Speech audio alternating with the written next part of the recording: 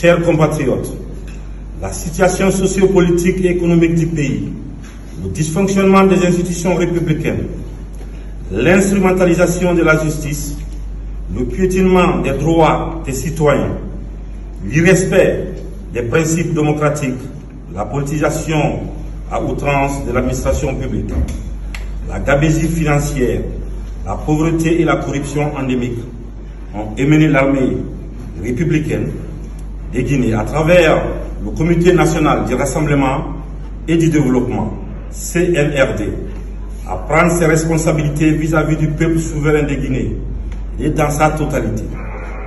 Nous avons décidé ainsi, après avoir pris le président qui est actuellement avec nous, de la République, nous avons décidé de dissoudre la Constitution en vigueur, de dissoudre les institutions. Nous avons décidé aussi de dissoudre le gouvernement, de la fermeture des frontières terrestres et aériennes.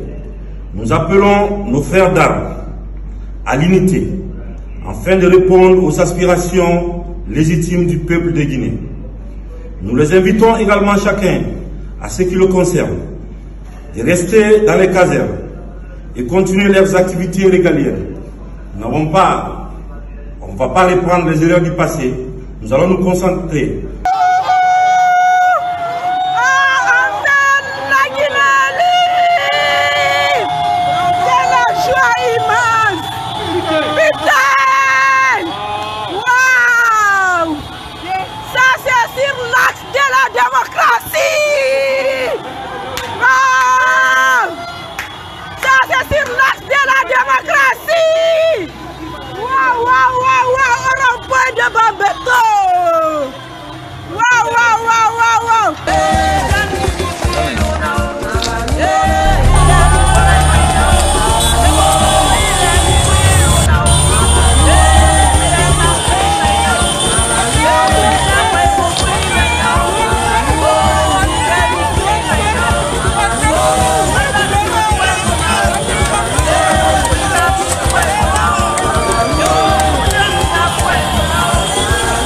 Il y en a qui sont des bâtards, il y en a qui sont de... Mais il y a même des civils là-dedans. Tous ceux qui ont trouvé la mort ce jour-là du 5 septembre, ils ont été honorés aujourd'hui. C'est une première. Il y aura d'autres. La leçon dans tout ça, c'est que nous devons être ensemble. Nous devons accepter de lire notre histoire, si douloureuse soit-elle, et pour aller vers l'avant, en se disant la vérité et en allant toujours vers ceux qui ont eu à faire des sacrifices ultimes. C'est ça le message aujourd'hui.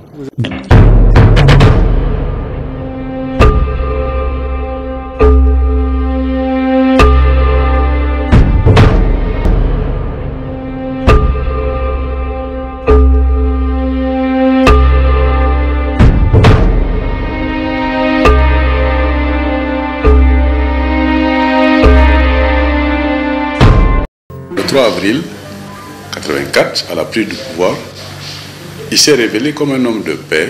C'était une révolution pacifique, une prise de pouvoir pacifique, sans effusion de sang. Ça, c'était déjà l'homme de paix. Parce qu'on aurait pu prendre des décisions extrêmement graves le 3 avril, qui auraient été applaudies tout simplement. Parce que vous savez, dans le changement comme cela, on ne regarde pas certains détails. C'est plus tard qu'on se dit, ah, on n'aurait pas dû faire ça. Mais très tôt, il s'est affirmé comme un homme de paix. Deuxièmement, il a évité, il s'est battu pour qu'il n'y ait pas de vengeance dans ce pays. Parce que vous savez, nous avons une histoire tumultueuse.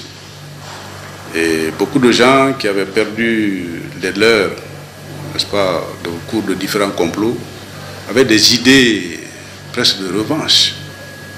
Il s'est battu contre ça, pour qu'au contraire, nous puissions aller dans le sens du pardon. Pas de l'oubli, mais du pardon.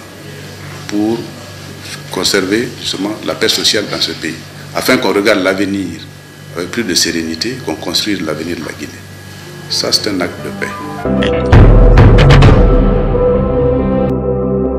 Je progresse et nos hommes fidèles, surtout les fidèles du président, sont là.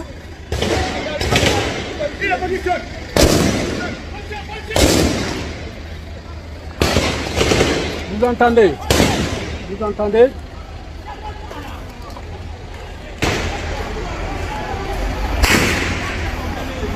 Vous entendez?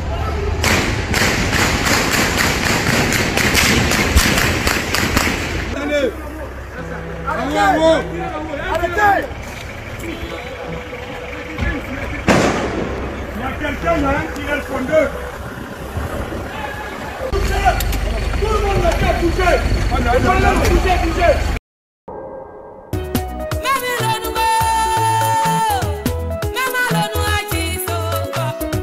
Les réfugiés sierra-léonais.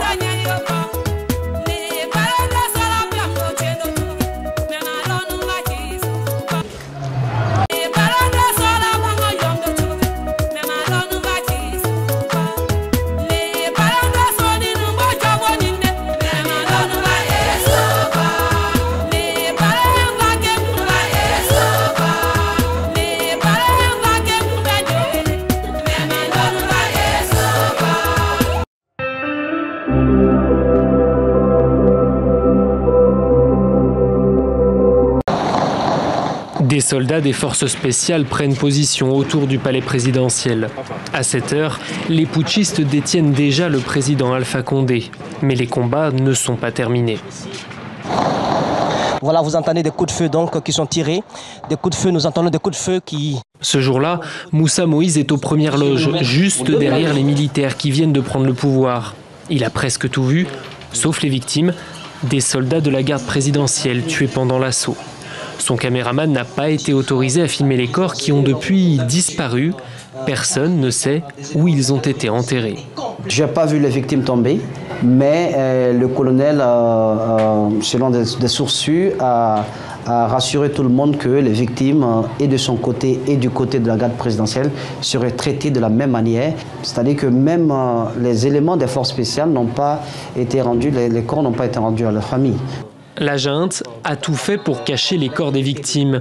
Elle a aussi demandé aux blessés de ne pas parler à la presse. Mais au fil des jours, sur les réseaux sociaux, les portraits des décédés ont fleuri. Une semaine après le putsch, Mbalia Bangoura a fini par récupérer quelques affaires personnelles appartenant à son fils. Une tenue, une botte et un écusson qui faisait sa fierté. C'est désormais tout ce qui lui reste. C'est Moussa, l'oncle d'Abdourahmane, qui a retrouvé son corps. Il l'a cherché inlassablement pendant une semaine dans toutes les morgues de Conakry. Il nous a permis seulement de fouiller les corps. Si on peut reconnaître notre fils, il nous a accordé ça. Lendemain, on est revenu maintenant, c'était vendredi matin. Vendredi matin, il nous dit qu'ils ont ramassé tous les corps le soir. Destination inconnue. Ils auraient dû nous appeler, nous prévenir de l'enterrement. Mais il ne faut pas bousculer ces gens non plus. Si on va au cimetière poser des questions, est-ce qu'on ne va pas avoir des problèmes?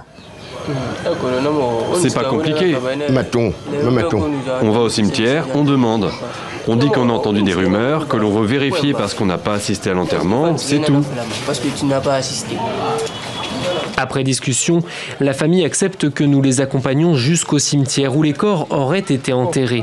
Mais rapidement, Moussa Souma, l'oncle, prend peur. Il multiplie les coups de téléphone. Bonjour. J'ai posé la question là. À peine arrivé au bord de la route, il change d'avis. Allez, on retourne à la maison, c'est fini, on y va. Mbalia Bangoura, elle, est dépassée par ses émotions.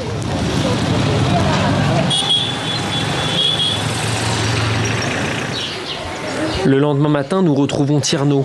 Lui a perdu son frère, également membre de la garde présidentielle. Ce matin, il veut vérifier si les rumeurs disent vrai. On a entendu par les informations à la volée qu'il a été enterré dans un cimetière. Là. Donc on va voir là-bas? On va voir, oui, bien sûr. Il y a quelques jours, des militaires sont venus présenter leurs condoléances à la famille de Tierno.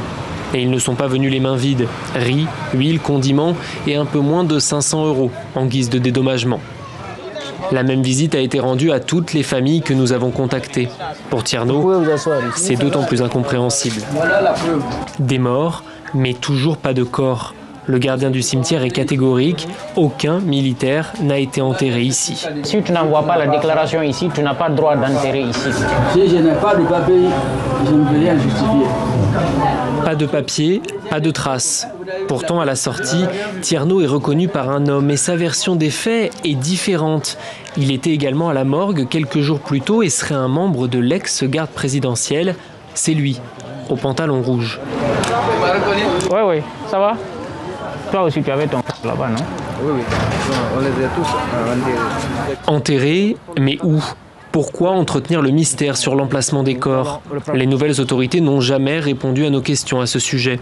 Plusieurs témoins directs sont catégoriques. Ils n'ont pas voulu témoigner face caméra par peur de représailles, mais ils affirment que des militaires ont fait évacuer le cimetière une semaine après le putsch, exactement le jour où les corps ont disparu de la morgue. Un mois après le coup d'État, les familles des victimes ne réclament désormais qu'une chose, la vérité, pour pouvoir faire leur deuil.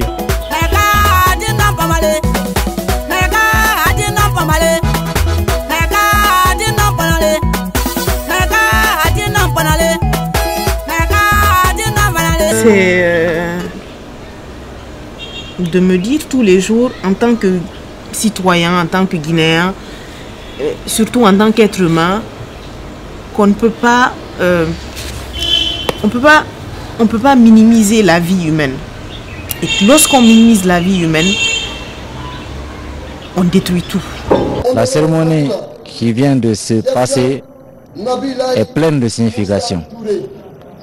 D'abord, il s'agit d'honorer les morts, les gens qui trouvent la mort, les gens qui concèdent le sacrifice ultime dans l'exercice de leur métier. Pour la patrie, il faut les respecter. C'est ce qui fait avancer un pays, c'est ce qui fait avancer une entité. On ne peut pas progresser en ignorant les morts. C'est pourquoi aujourd'hui il a voulu à ce que l'on honore la dignité de tous ceux qui sont morts, quel que soit le camp dans lequel ils se trouvaient. Donc, ce ne sont pas que les éléments qui étaient avec lui, mais ceux contre lesquels il se battait. Tous ceux qui sont morts ont été décorés. C'est le président en personne qui a accroché la décoration de feu colonel Yemoïba Kamara. Donc, ça veut dire que c'est toute l'armée guinéenne. Les heureux bénéficiaires d'aujourd'hui se retrouvent dans toutes les unités. Il y en a qui sont des bâtards, il y en a qui sont de... Mais il y a même des civils là-dedans. Tous ceux qui ont trouvé la mort ce jour-là du 5 septembre, ils ont été honorés aujourd'hui. C'est une première. Il y aura d'autres. La leçon dans tout ça, c'est que nous devons être ensemble. Nous devons accepter de lire notre histoire, si douloureuse soit-elle, et pour aller vers l'avant, en se disant la vérité et en allant toujours vers ceux qui ont eu à faire des sacrifices ultimes. C'est ça le message aujourd'hui.